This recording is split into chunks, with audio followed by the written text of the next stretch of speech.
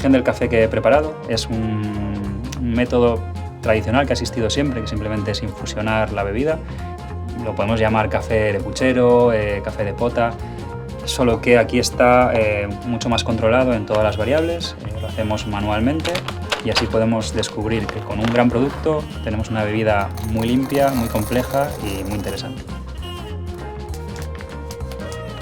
Si el café que nosotros hemos tostado como Hola Coffee ya es un café limpio, que bueno, hemos tratado de tostarlo de la mejor manera posible, solamente con infusionarlo con una serie de variables adecuadas vamos a tener una bebida que nunca te va a decepcionar.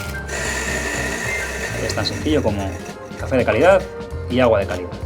Entonces, simplemente controlando una serie de variables como el peso del ingrediente, la cantidad de agua que usas, una temperatura que esté entre 90 y 95 grados y una molienda fresca, tienes todos los componentes para tener un buen resultado en la taza.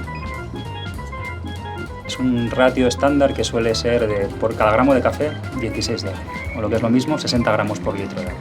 Una temperatura del agua entre 90 y 95 grados y una infusión de 2 minutos y medio hasta 4.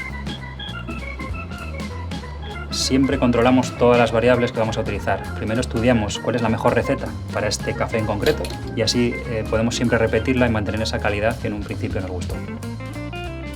Admiramos mucho el trabajo que hacen, por ejemplo, en Barcelona Nomad Coffee y siempre recomendamos a la gente que cuando pasa por Barcelona que no dejen de visitar esta cafetería.